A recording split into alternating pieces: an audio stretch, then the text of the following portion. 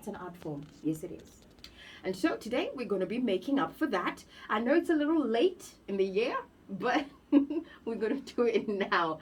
My name is Patience Musa, and if you want to communicate with me, the number is 0772-168-045.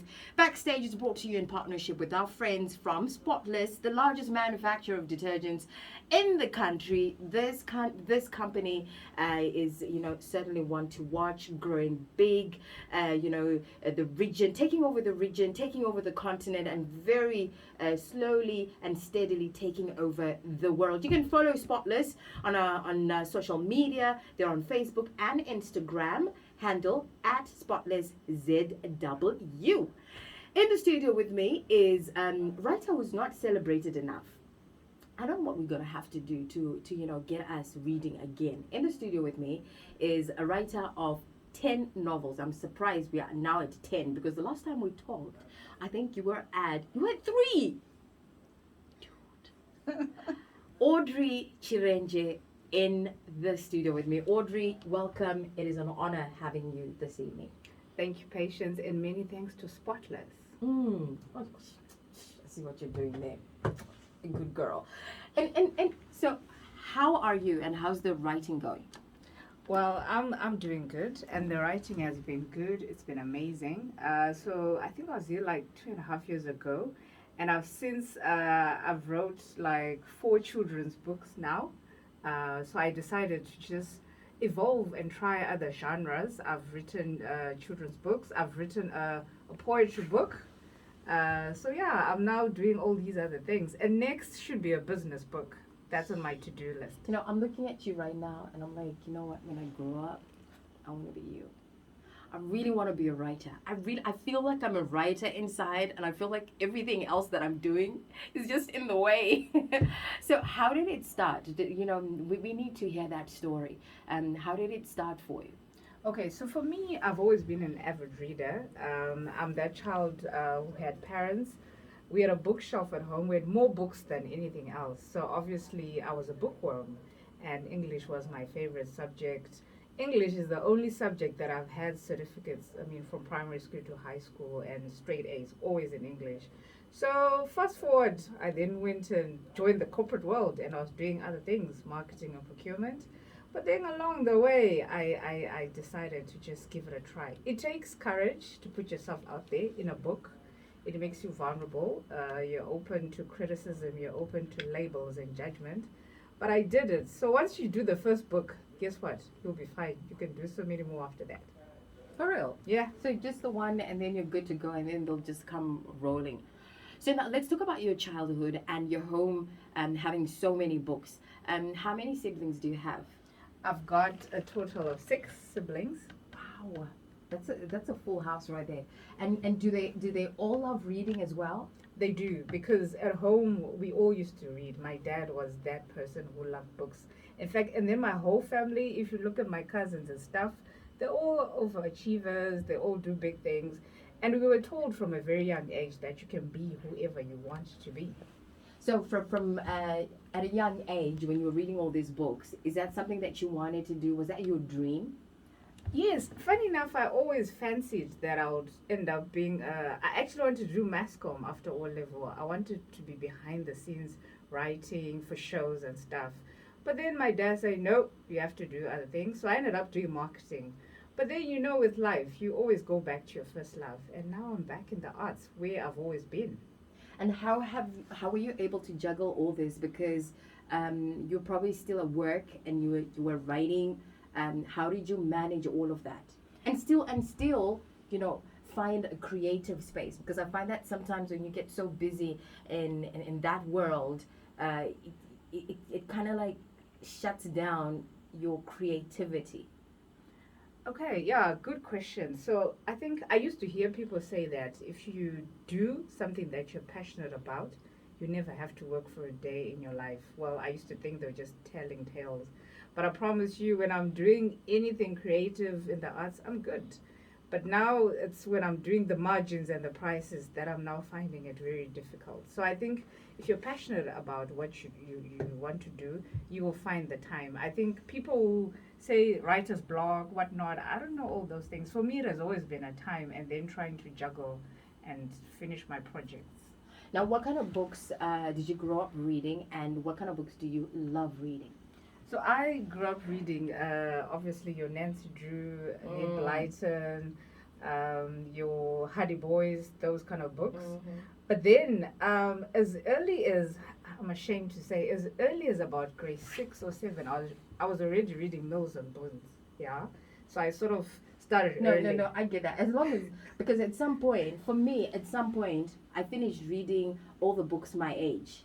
And then I read them over again and over again. So I started getting bored. So then I started looking at my mom's books, my mom's magazines, my dad's books. So I was reading Mussolini. I was reading,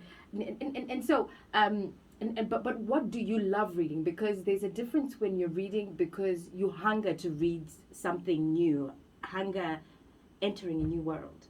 Yeah, so for me, like you're saying, reading, it's entering a new world. But what I actually love reading, you know, your Jackie Collins. I like the fast. No way. Yeah, she's my favorite. No way. Oh yeah. So you know, like, Did you see the film on about her? No. About her life? No. Ooh, I should. You should. I actually recorded it. So Yeah, you know, must share. you and I should be best friends. 100%. Just let's be friends. So you find that I know a lot of girls who talk about Danielle Steele and all that. I find those slow. So they're actually slow for me. I like fast paced. Girl, you're nasty. Yeah, I like. So you find even my books, they're kind of, Yes. That's because my it favorites. explains a lot. Yeah. It explains a lot. So that's why your first books were romance. Yeah, and they were, adventurous and all sorts. And then in South Africa, my favorite writer is Dudu Busani Dube. And she wrote the Wife series. And okay, it makes sense. Yeah. It makes sense. It makes sense why. It makes sense why. So if that's what you love, but you're venturing into children's books and now you're thinking maybe you need to write a business book, why are you just wanting to accomplish a lot, or are you trying to just maybe trying to spread yourself a bit and learn how to write different things, different styles? Okay, so for the first 4 books rather, I was writing what I like and what irritates me and what not. But now, the one time I was in the bookstore, I've got 3 girls, and I was looking for a novel for then she was around 9-10. And I couldn't find a local book for that age written by a local person. You couldn't find Billy and Msa 3. I that time I couldn't find it. I saw the Diary of a Wimpy Kid, whatnot, Harry Potter and whatnot. So the lady there says, but why don't you write children's books? So that's why I wrote it's called The Morphus. It's a series. So there's a girl called Ruponeso Mofu, and then I talk about a life, school, whatnot, holiday, kumusha, go. So it's book 1. So I'm going to do a book 2, and then I'll keep them coming. And do your daughters love the books? They do. They're my biggest critics. I remember my first book, Life Will Humble You. My daughter then was, I think, lower 6. She gave me a 6 out of 10. Oh, and I was very happy because I was like, she's a youth. If she can read this stuff and like it. And give you a 6 Yeah. out of 3. Yeah, so I was like, no, that's good. So, and then I had also, the old school kind of people also liking it. So yeah, they are my biggest critics and they encourage me and whatnot. Our time at exactly 16 minutes to 8. I'm so into this conversation. I'm so enjoying it. I looked at the time and I'm like, no way. Okay, so if you're just tuning in, this is Backstage. This is something that, we do. You can be a part of it too. Just tune in every single Tuesday from 7:30 through to 8 o'clock, straight after, those crazy kids. And, of course, we'll be getting into a lot more, of this. After 6, there's a lot more talk going on and a lot more to learn as well. And this is proudly brought to you by Spotless and, the largest manufacturer of detergents in the country. And in the studio with me is Audrey Chirenja. Audrey, fast forward to 2023. You've been working on a project. Let's talk about that project. What is it called? Okay, so I then decided to register a publishing company because there's always a call and a demand of people saying we need this. So I thought, why not just step in and provide that outlet for other different people like me. So, and then while with that company, I had parents coming in to say, okay, I've got my child, she writes poetry. And then I also had other people coming in to say, you know what, I want to write, but I don't know how, or I'm not brave enough to do it by myself. Or some of them, they just wanted to try. So I then had to come up with these anthologies. Initially, it was just one, but then I had poets, then I had people writing short stories. So I'm like, okay, let me just do 2 books. So from August, we started working on this project. So we are doing a double book launch on 9 December. That is this week on Saturday at Harare Hotel Club. So it's going to be exciting. We've got a mixed breed of writers, 19-year-olds, that's your upper six. You've got your university students. You've got some who've just graduated. Some are working already. Different industries. One is a nurse. So the stories are so exciting. So how did you manage to surround yourself with all these writers? Where did you get them from? So I did make a call. I posted on social media. Okay. Then I've also started like a writers group because the need is there. It's really out there. It's funny you're saying that because I put your little video on my status over the weekend, and I had people coming through and saying, hey, Patience, I write, it's only now that I'm thinking about it. Patience, I've been writing poetry, and these messages are coming from people you wouldn't believe are actually making time to write. So and then I thought, wow, so there are actually a lot of people out there who are like closet writers, and I'm glad that at least you're giving them the platform. So for those that want to reach out to you and they want to be a part of maybe the next edition, how do they get hold of you? So I'm on social media, Audrey Chirinja Author, and then also my phone number is available on social media. They can reach out, and like you're saying, one person wrote their story and they said to be continued in season 2, and I was laughing. I was saying, oh my gosh, I wasn't even thinking of a season 2 yet. But yeah, we must have one because there's so many people who want to write. So you're doing this. Of course, you have just registered your company. You have your own publishing house now. What does this mean for you? What's your 5-year plan? You're a writer as well. Are you working on something as well? Do you have your work in these books that you're launching as well? My work is actually in these books as well. So my company, I used to call it my little company. It's called Chances Inc. And why that name? It's because I want to give everyone else a chance. So it's now 2 years old. We're now going on 3 years. So I did decide to also put my poetry in the poetry anthology, and then I also have a short story in there. I didn't want, but then the call, from the team was like, no, we need you in there as well. So yeah, I'm in there. And then we've got a surprise person who's also in that book. Do you want to know? Me.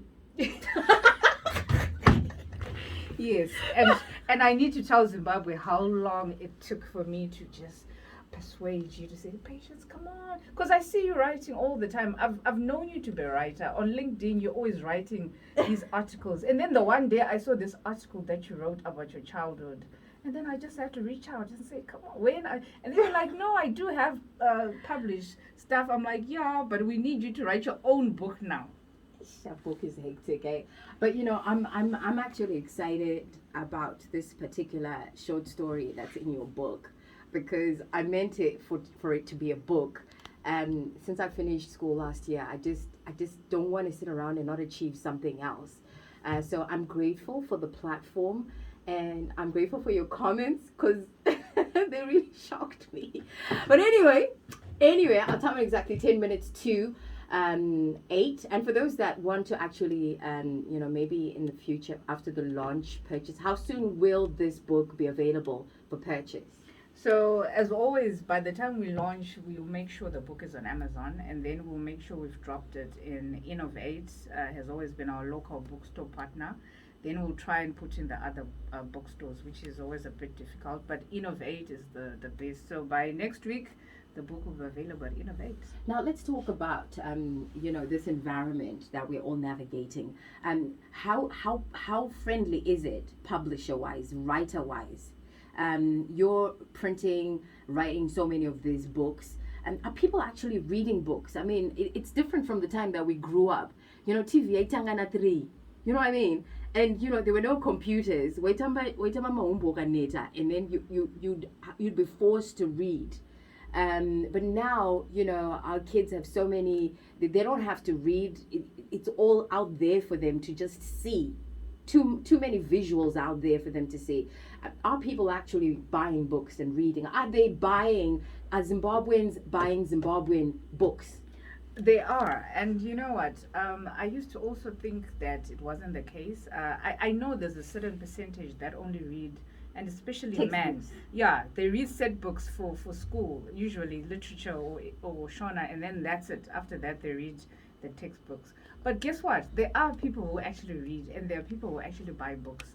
And also their children, because I think it's you pass it on to your children. I know. Yeah, so you find that there are also children who actually read for leisure, not for school or studying. They read for leisure. So I'm glad about what all these media houses are trying to do. They're now also trying to digitalize content. So like you find on TikTok, there's book talk. So you can always post and tag book talk. And then other fellow people who love books will actually see a little snippet, and then they'll go and buy the book. So, so there is a market for books. There is a market. And we are reading. We are reading. Is there need for a campaign? Remember, when we were young, there was like there was so many coming. There was a book week. There was a book week. My dad used to take me to that. My dad used to exhibit there. So, is the book week still there? I haven't seen a lot of it. So we do need a campaign. I mean, like next year, it's actually on my to-do list of things to do. We need a campaign. We're so grateful for partners like you. Zifm was supporting us. Zetian. This morning I was at Capitalk. They're all supporting the literacy industry.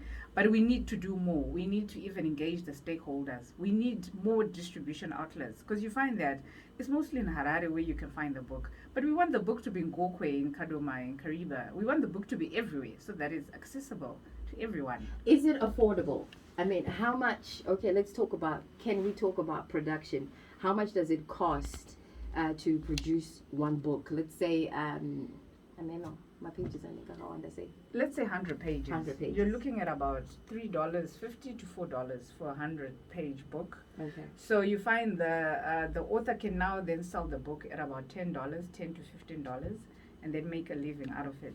But like you're rightly saying, we want the creative industry to be monetized.